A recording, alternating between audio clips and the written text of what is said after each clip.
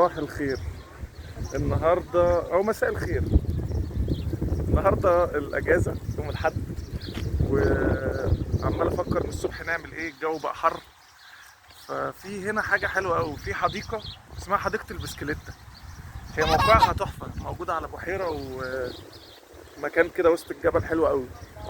زي ما انتم شايفين ورايا كده، بتيجي هنا تأجر بسكليتة، تأجر عجله، وتاخد عيلتك وتفضلوا تلفوا في الحديقه. هي كلها تمشيه بالعجل، الناس كلها بتبقى داخله ماشيه بالعجل. هنا الناس صعب تركب عجل في تركيا، عشان خاطر في المدينه اللي انا فيها، المدينه كلها مطالع، فطبعا صعب ان انت تاخد عجله وتفضل مطالع مطلع. هتموت. فعاملين حديقه كبيره على مساحه رهيبه حوالين البحيره، تقدر تمشي فيها بالعجله بامان وكده ولذاذه ومن غير تعب.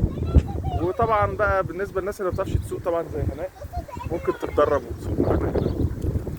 تعالوا ناخد جوله كده في الحديقه افرجكم عليها. وادي برضو شويه عجل. العجل اشكال والوان. حلوه دي فعلا، بتاعت عجلات، هتعرفي تسوقيها بامان.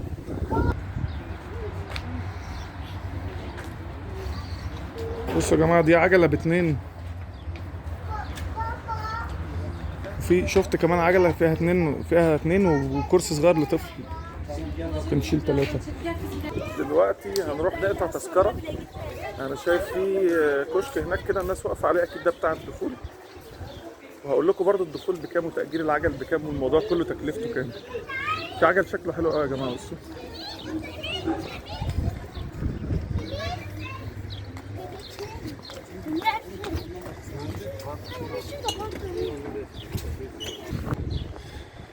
بصوا يا جماعه، الاهتمام بالتفاصيل. حتى الباسكت اللي معمول على شكل ازازه عشان ترمي فيه الازايز. يا جماعه انا خدت عجله حنطور، معايا دودو ورايا. بص هنا دودو، اعمل فايل الكاميرا. وهناء جبنا لها عجله ب3 عجلات، هوريها لكم زي الوقفه هناك كده.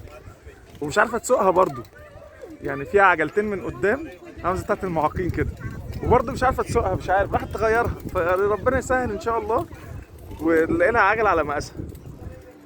قلت لها ناخد زي الناس كده. الناس بصوا واخدين عجل عائلي، بصوا ناخد عجله عائليه واسوق انا. قالت لا، انا لازم انا اسوق. فراحت تجرب عجله تانية وربنا يستر علينا. انا كان من رايي بصراحه ان احنا كلنا عجله واحده وانا اللي اسوقها واريح دماغي. انا خايف لا هي تقع في البحيره ولا يحصل لها اي حاجه، فربنا يستر علينا يا جماعه. بس الموضوع شكله حلو قوي يعني. بصوا الطريق عامل ازاي. بصوا ده الطريق بقى، تاخده حوالين البحيره حوالين النهر، حاجه شكلها عالمي. بص دول عيله كامله، وهناء هناك بتحاول ان هي تتحرك يعني بالعجله بعد ما بورت نص عجل المنطقه. انا اللي مش فاهمه هم ليه انا عملت حادثه.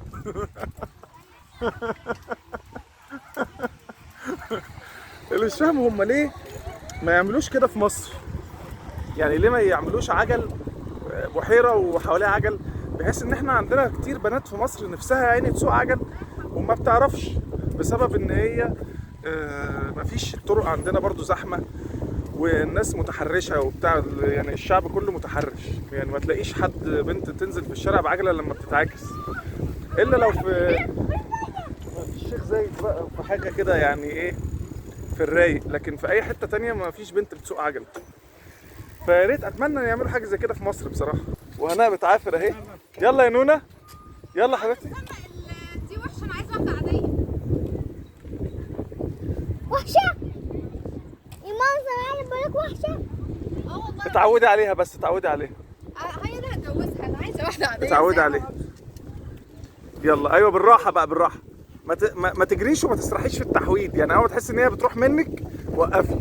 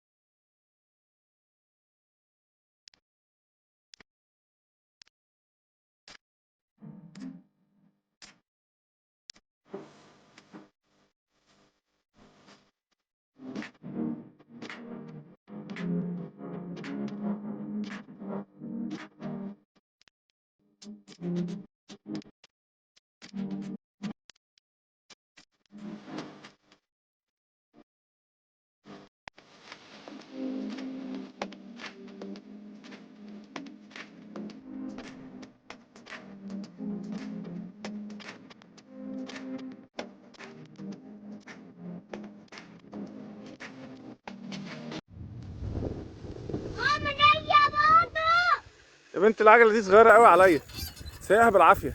شفت بس ركب انت وجعتني. ظلمتني. العجله التانيه يا عم. لا دي ركب وجعتني، صغيره قوي. تيجي جرب دي. بص قاعد عامل ازاي، رجليها بتطلع تخبط في وشي وانا بلف. جرب دي. هي تبقى قوسة عليك برضو سيكا يعني. ياخد لفه. الكبي حاضر. كبي احسن من ما فيش. خلي بالك يا بابا، خليني انا اكتب انا العجلة. ماشي بابا يا شيخ. ماما عايزة اكتب العجلة. ثواني. عايزة اكتب العجلة حاضر. لا ما تقلقش. بس عايزة اكتب العجلة ده. تعال.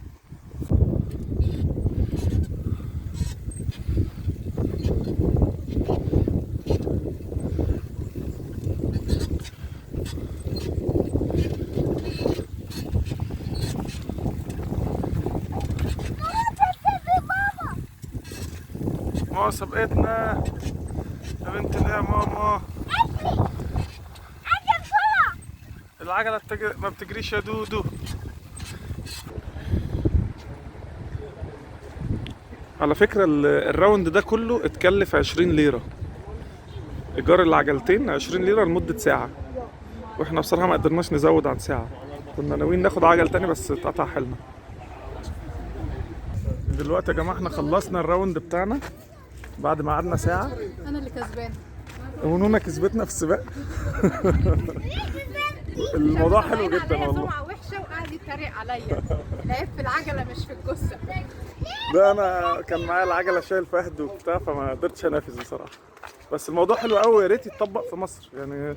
يا ريت نعمل مكان حديقه للعجل كده وزي ما انتم شايفين ناس كبيره وناس صغيره وعائلات وكل انواع واشكال واحجام العجل اللي ممكن تتساق موجوده. نطلع بقى نشرب حاجه عشان احنا فرهدنا ونسينا ناخد معانا ازاز ميه. خلاص يا عم. ودودو زعلان عايز يلعب تاني. وانت اللي كسبان. يلا سلام. ما تنسوش يا جماعه اللايك والسبسكرايب وبتاع. السبسكرايب مهم عشان نعمل حلقات ونتحمس.